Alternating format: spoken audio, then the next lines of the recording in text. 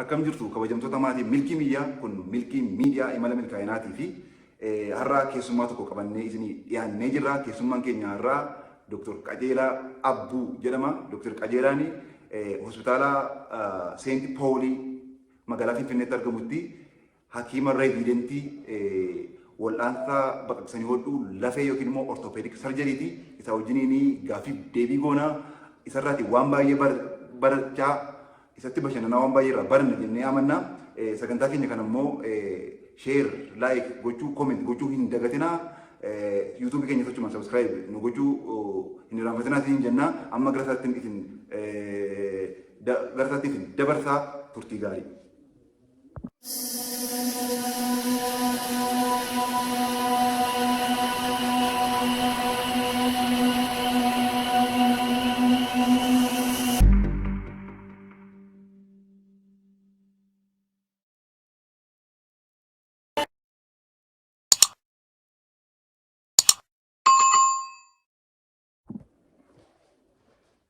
Dr. Qajeelaa bakka gara Milkii Miidiyaatti nagaan dhuftee bakka nagaan eegde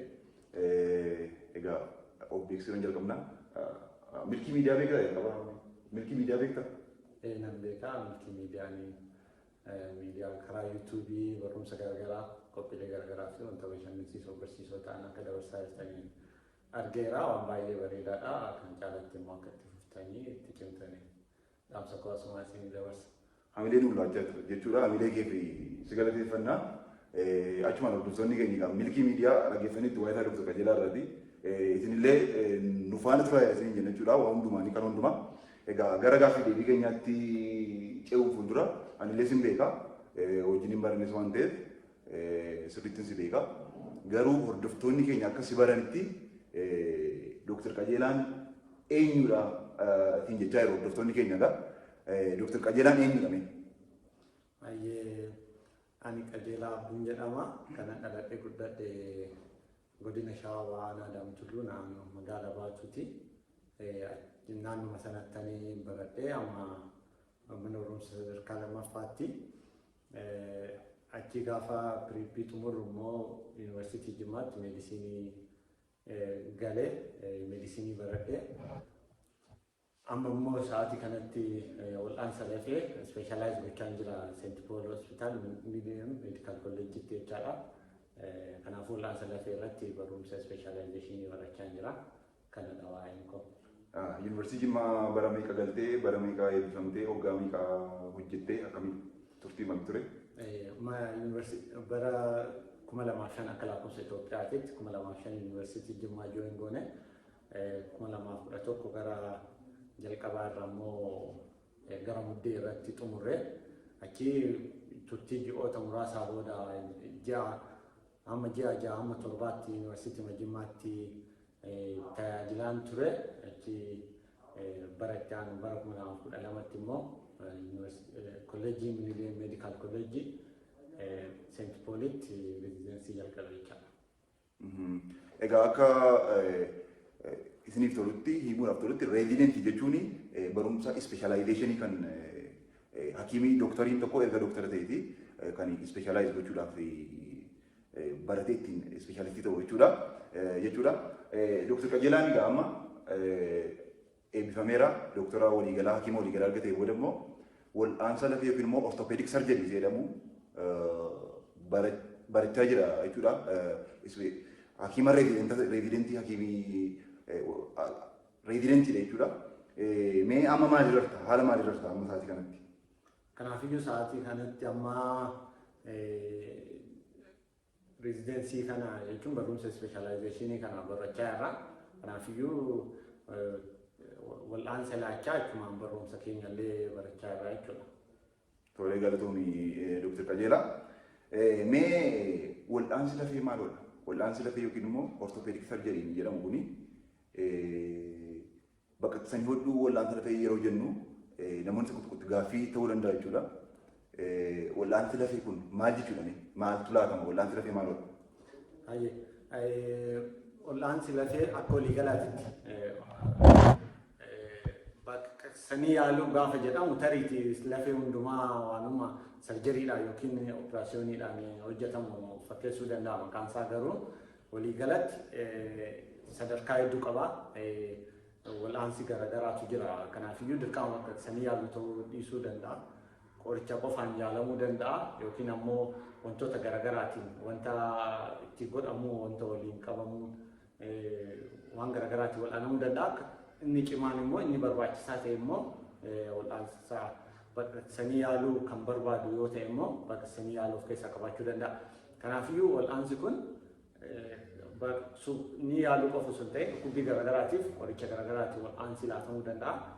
Akkuma sadarkaa fi gosa dhukkuba sanaatti irratti hundaa'a jechaadha.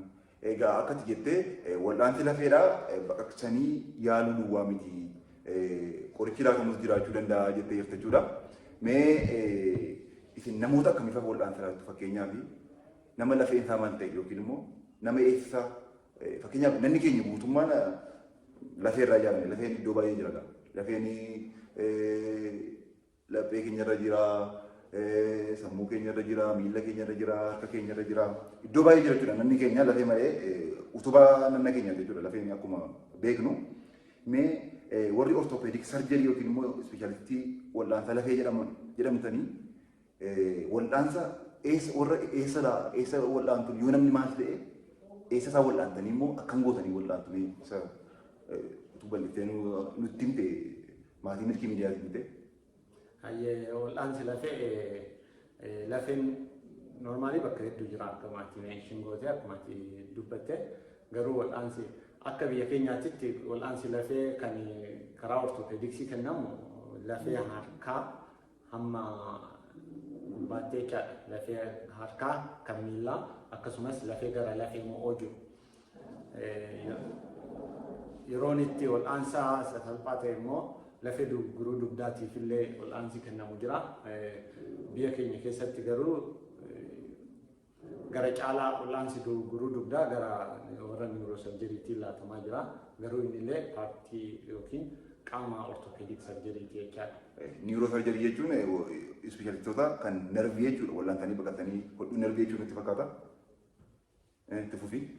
Kanaafiyyuu wal'aansa kanniintu laatamaa. Kanaafiyyuu gosi dhibee wal'aanamuu immoo tariitii dhukkubbiiwwan buusaawwanii yookiin jooyintii isa jennu jechaadha. Buusaawwanii garaagaraa ta'uu danda'a, dhukkubbii lafee ta'uu danda'a. Kan biraa immoo miidhaa tasaatiin dhukkubbii dhufe yookiin caba ta'uu danda'a. Caballee osoo hin ta'in rukutamee qofa osoo hin cabin foon qofti miidhamee ta'uu danda'a. Kanaafiyyuu dhukkubbii buusaawwanii kan rukuttaa yookiin kan cabaa akkasumas immoo tumeriin garaagaraa jira. Amma tumeriin benaayin jedhamu jira. Dhiitoo kaanserii kan hin taane illee jira, kaanserii kan taane illee jira. Akkaataa gosa isaaniitiin kan lafee ta'uu danda'a, kan foonii ta'uu danda'a. Kanaafiyyuu kan maashaa jechaadha. Kanaafiyyuu kunniin hundinuu lafee jalatti wal'aansa ortopediksii jala kan jiranidha jechuudha. Galatoomii Dr. Qajeelaa. Egaa nutti himteetta maal akka wal'aansi keessan maal akka inni hammatu jechuudha. Mee yeroo baay'ee namoonni umuriidhaan gaafa deemanii akkuma naannoo keenyatti beeknu yeroo baay'ee kufanii cabuutu itti hammaata. Tarii kana kun naannoo keenyatti beekamaadha jechuudha. Namoonni baay'een yeroo umurii isaanii dabalaa deemu jaarsoliin abbootiin haadhotiin hin kufuu gaafa kufan immoo salphaadhumatti yeroo caban fa'aa agarra jechuudha. Kun amma maaliif akka saayinsii wal'aansa lafee kanatti maaliif akkas dafanii cabuu wal'aansi isaaniif godhamu immoo akkamiidhaa garaagarummaan ijoollee fi namni umurii hin deeme kun yoo cabee wal'aanamee fi kan ijoolleen immoo yoo cabanii wal'aanaman akkam garaagarummaan jira haala fayyuu ilaalchitee wal qabsiisteesi mee wanta akka wal'aansaa keessanitti nu hubachiisee Dr. Qajeelaa. Umriidhaan yeroo deemamu namni kufaatii sasalphaadhaa yookiin miidhaa sasalphaadhaan cabuu danda'a. Sababiin isaa lafeen isaa hin laafa, hin dadhaba waan ta'eef. Lafeen noormaalii hamma waggaa jalqabaa hamma waggaa 30 gidduutti ol guddataa tuulachaa deema. Lafeen isaa namaa cimaa deema. naannoo waggaa 25tti maaksimaamii kan ga'u cimini lafee namaa jedhamee saayinsiidhaan kan beekamu. Achi booda kan jiru garuu yeroo yerootti xiqqoodhaan gadi bu'aa deema. Cimini isaa sababii isaa nyaatamaa deema. Keessattuu immoo dubartoota waggaa 50 ol ta'aniif sababii hormoonii garaagaraatiif seelonni lafee absorb godhan jiru osteoclastorii jedhaman. Isaan kunniin gaafa nyaataa deeman lafee baay'ee haphachaa deemaa jechaadha. Kanaafiyyuu gufan nama xiqqaa lafuma dhaabbimarraa namni kufeeti manguddoon tokko kufanii cabuu danda'u jechaadha. Kanaafiyyuu isaan cabaa fi vulnerability yookiin ammoo saaxilamoodha.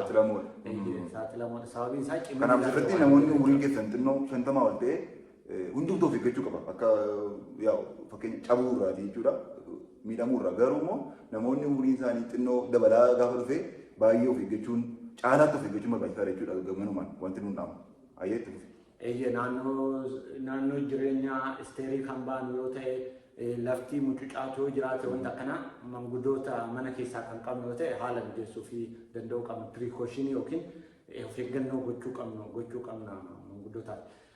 Kanaafiyyuu sababii hormooniitii fi sababii umriitiif warra dubaraa hawwalii irratti wanni jedheef hormooniidhaan wal qabata.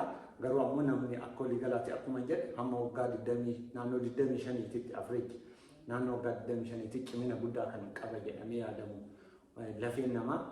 Achi booda garuu yeroodhaa gara yerootti xiqqaachaa deema waan ta'eef waan dadhabuudhaaf jechaadha. Kan biraa immoo garaagarummaan ijoollee jiniin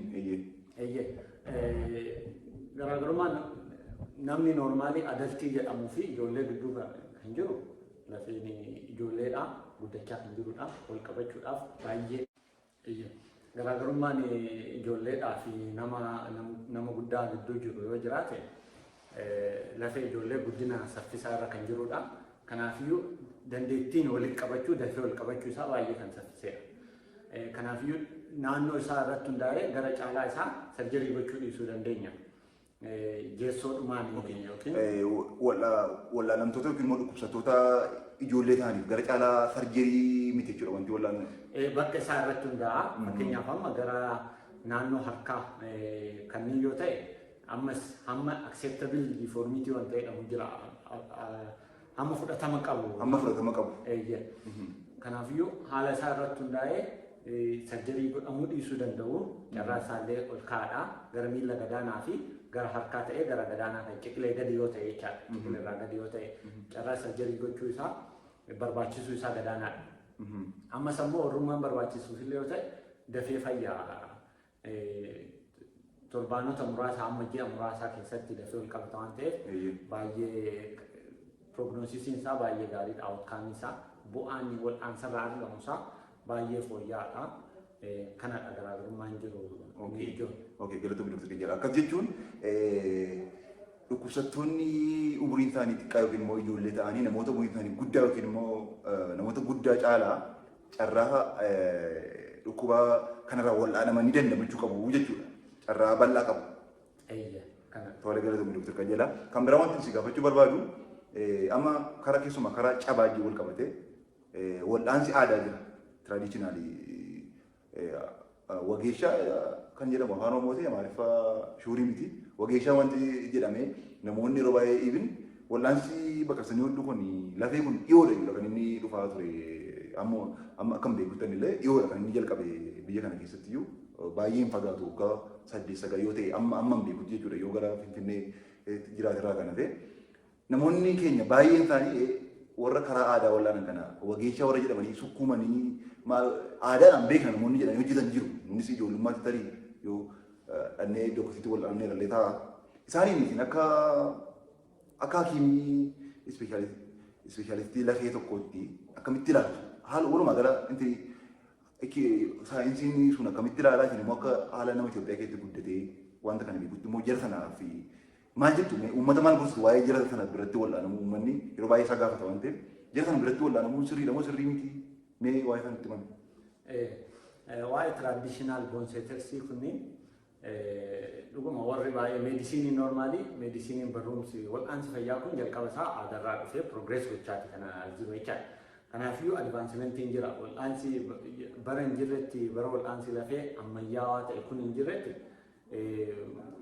uummanni itti tajaajilamaa turedha. Komplikeeshinii mataa isaallee bu'aa irraa argame mataa isaallee qabaachuu danda'a jechaadha. Kanaafuu garuu bara kana immoo jaarraa 21ffaa kana keessa teknooloojiidhaanis karaa saayinsiidhaan illee advaansimentii yookiin guddina baay'eetu jira, jijjiirama baay'eetu jira. Kanaafuu saayinsiidhaan wanti qoratamee miidhaa akkasii yoo maal ta'e maal godhamuu akka qabu wanti hunduu qorannoodhaan qoratamee barreeffamee wanta jirutu jira jechaadha. Kanaafuu wal'aansa gahaa argachuu waan qabuuf namni isa aadaa sana bira deemuu irra wal'aansa ammayyaa argachuu qaba. Sababiin isaa yeroo baay'ee namni yeroo miidhamu namni yoo rukutame yookiin ammoo balaa konkolaataa ta'uu danda'a, kufee ta'uu danda'a, uleedhaan rukutamee ta'uu danda'a. Yeroo miidhamu foon namaa hin dallana keessatti dhiigan. Yeroo kana immoo dabalataan yeroo sukkuumamu miidhaa jalqaba ture sana irratti uleen tokko gaafa rukutu tiroomaasaayiz godha. Injurii miidhaa geessaa jechaadha. Kanaafuu gaafa sukkuumamu miidhaa dabalataa miidhaa dura jiru irratti miidhaa dabalataa laachuudha jechuudha.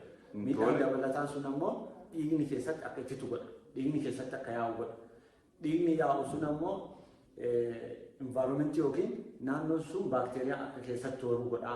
Kanaafuu infekshiniidhaaf baay'ee saaxilamaadha. Infekshinii uumee malaa uumee infekshinii lafee uumuu danda'a. Kun waggaa hedduuf nama baay'ee miidhuu yookiin dhiphisuu danda'a. Karaa kan biraa immoo gaafa sukkuumamu ammallee hin dhiita'a. Yeroo dhiita'u immoo qaamni namaa hamma bal'atu qaba, hamma yaa'u qaba. Yoo hamma isaatii ol ta'e immoo dhiibbaan achi keessa jiru garmalee ol ka'uu irraa kan ka'e dhiigni akka keessa yayyaane godha jechuudha. Dhiigni harka namaa yookiin miila namaa keessa olii gadi yaa'u taanaan wanti cufame wanta ta'eef wantichi. Bakka cufame waan ta'eef kompartimentii waan jedhamu jira. Faashaa qaba, wanta ittiin haguugamee jiru qaba. Wanti haguugame sun ammoo hamma yaa'u qaba. Akka laastikii tokko akka pilaastikaatti ittifama jechuudha deemsa sanatu. Akka pilaastikiitti garmalee yaa'u waan ta'eef bakka sanatti garmalee dhiibbaan isaa gaafa ol ka'u dhiigni keessa akka yayyaane godha. Dhiigni keessa yaa'u jechuun ammoo qaamni namaan du'a. Kanaafuu hamma gurraacha'utti hamma gaangiriinii ta'utti hamma du'utti. Gaangiriinii ta'edhamu uumaa jechuudha. Hamma ofii isaatii yoo garmalee turan immoo hamma ofii isaatii ufumaan cituutti ga'uu danda'a jechuudha. Yeroo kana wanta baay'ee argineerra anaan personaaliin quunnameera ofii isaatii hidhamee ture osoo ilaaliin yeroo daa'imman keessattuu daa'imman irratti uumama. Yeroo daa'imman immoo garmalee na dhukkuba jedhanii bu'aan immoo fayyuuf jedhanii yaadu maatiinis ta'ee warri aadaadhaan sukkuuman sun illee jechaadha. Kanaafuu ammoo wanti itti hidhame sun garmalee hidha waan ta'eef erga sukkuumame booda yeroo baay'ee hidhama waan ta'eef wanti sun garmalee hidha waan ta'eef dhiigni keessa yaa'u.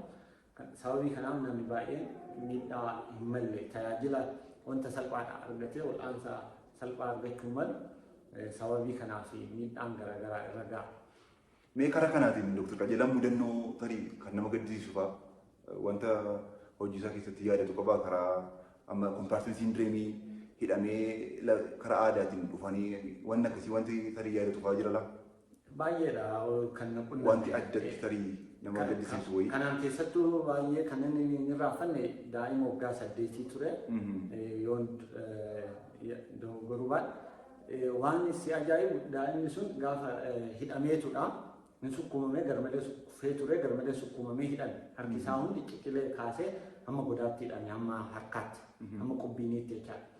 Garmalee hidhamee ture daa'imni guyyaa lama booda fa'aa garmalee dhukkuba dheeboo jedhanii jennaan dhaqanii akka maatiin nutti himanitti dhaqanii isa hidhe sanatti geessan lakki waan fayyaa jiruu fi jedhanii ammas immoo gaafa qubbii isaa gurraacha'u fayyaa jira jedhan. Achi gaafa garuu turtiidhaan foolii fidaa dhufe bakki foolii gaafa irraa argaa dhufan achi gara 7 erga ture booda nu bira dhufan yeroo dhufanii foon hundi nyaatamee dhumate lafee qofatu hafeera. Achi raajiin yeroo immoo ilaalamu caban qabu ture mucichi. Jalqabuma iyyuu. Waan nama gaddisiisu caban qabu ture. Jalqabuma iyyuu caban qabu ture. Miidhama salphaa ture. Miidhama salphaa malee hidhamuu qabu ture jechuudha. Eksireen kaasnee raajiidhaan ilaalamne waan ta'eef tilmaamumaan caba qabaachuu danda'a as biraa jedhameetu hidhamee jechaadha. Daa'imni kun amma sababii maatii isaa odeeffannoo hin qabneef osoo hin beekin godhani namni maatii ijoollee ofii miidhuudhaaf godhu tokko iyyuu hin jiru. Sirriidha. Inni wal'aana jedhu sun illee namniidha jedhee miti kan godhu. Wal'aanuudha yaaleetti garuu hubannoo waan hin qabneef beekumsa ogummaa sana waan hin qabneef. Beekumsa guutuu fi ogummaa guutuu waan hin qabneef miidhaa akkanaatiif nama saaxila jechaadha. Harki du'ee jira irratti shamee infekshiiniin garaagaraa uumameera dirqama harki sun irraa citu. Mucaa kana irraa hin cite jechuudha. Qaamni isaa kun waan baay'ee nama gaddisiisudha. Akkuma argaa jirtan hordoftoota keenya. Mucaan sun amma harki isaa hin cite jechuudha. Sababii hir'ina ogummaa warra karaa aadaa hojjetu kanaatiin. Garuu akka Dr. Qajeela akkuma akka dhaamsaatti mee amma wal'aansa warra aadaa kana bira deemuun akkam uummanni akkam godhu. Aadaa uumaa wadhiisu moo akkamidha maaltu gorfama gara keessanii gabaabumatti jechuun maal gorsitu isin maal jedhama waa'ee jira kana gabaabatti wanti karaa keenya dabarsinu meedikaal ammayyaa yaala ammayyaa ta'e akkasii godhan sababiin isaa wanta laalamuun jira sireen jira raajiin jira gosa garaagaraa jira ammas immoo laalamee wanti ittiin baramu jira garuu immoo namni tokko akka gorsaatitti namni tokko yeroo waa miidhamu yookiin waa rukutu wanti gochuu qabu yoo jiraate cabbii yookiin baradoo isa inni cabbii irra kaa'uu bakka rukutame sana malee sukkuumuu hin qabu jechaadha. Yoo caballee qabaate wanti akka sochoone qofa waayiin deeggaruu hin danda'amu. Waa jala kaanii garmalee hidhamuu hin qabu garuu. Garmalee hidhamuu hin qabu. Dhiigni kan itti fayyaanii godhee mucaa ammaa ta'uu danda'a jechuudha namni. Akka inni garmalee hidhamee dhiiga ol keessa yaa'uu dhorkinetti uffatuma salphaa wayiitiin xinnoma ishee hidhanii ittumaan gargaaruudhaaf qofa. Ittumaan harkallee yoo harka ta'e callumadhanii ittiin gargaaruuf yoo miilallee ta'e uuma wayii akkuma sosochoone qofa dhorkuudhaaf qofa godhamuu qaba malee garmalee hidhamuu qabu achi mana yaalaan geeffamee wal'aansa akka argamtuudha jecha dhaamsii gama keenya gama kootii. Akka isin kan isin dhaamtanii gara meedikaaliidhaanii kan ammayyaa qofa akka wal'aanamanii jechuudha. Karaa ammayyaatti wal'aansa akka argatanii. Malee tasumaan gorsitanii jechuudha karaa aadaa kan akka deeman uummanni. Hayyee galatoomaa Dr. Qajeelaa gaaffii koo gara xumuraatti fidaan jira. Mee baasiinsa akkamii namni tokko wal'aanamuu barbaade fakkeenyaaf cabeefaa yeroo konkolaataa fa'aa irraa kufuu tokko tokko baasiinsa wal caaluu danda'a akka naannoo cabeetti garuu giddu galeessaan akkamii wanta kanarratti waan jettan qabdu tarii baasiinni gaafatu ammanfaa ta'a. Tarii akka walii galaatti wal'aansi lafee keessattuu kan sarjarii barbaadu taanaan meeshaalee garaagaraatu fayyadamama sibiila garaagaraatiin walitti qabama lafeen sun hamma walitti fayyuutti wanta booda keessaa bahuu danda'uun jechaadha.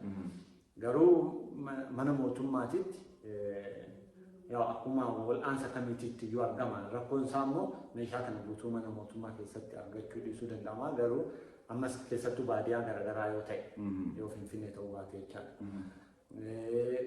Kan dhuunfaallee immoo jira hamma tokko jira inni illee baay'inaan finfinneematti argama inni illee wanta wal'aansa kennamuu fi gosa sarjarii hojjetamuu yoo sarjarii barbaachisa ta'e kanarratti hundaa'ee hamma mi'aatti garmalee baay'eellee mi'aa sarjariin ta'an jiru warri isa salphaan illee jiru jechaadha. Kanaafiyyuu miidhaa sana irratti hundaa'a jechaadha. Fi bakka wal'aansa itti namni sun argatu irratti hundaa'a. Birriima qarshiima warri kaanii wal'aansi biraa itti godhamu irraa amma qarshii guddaatti deemuu danda'a jechuudha. Kan dhuunfaa irratti immoo baay'ee jabaachuus danda'a jechuudha. Galatoomi Dr. Qajeelaa waan baay'ee irraa barachaa jira Dr. Qajeelaa irratti. Amma gara xumuraatti fideera. Mee Dr. Qajeelaan karoorri isaa gara fuulduraa maal fa'i? Karoorri akkuma nama kamiyyuu jireenya mo'achuu yookiin karaa ogummaatiin jireenya ofii jireenya fuullaa jiraachuu karaa kan biraa immoo ogummaa kootiin saba koo uummata koo tajaajiluudha jechuudha. Ogummaa qabnuun nama kamiyyuu.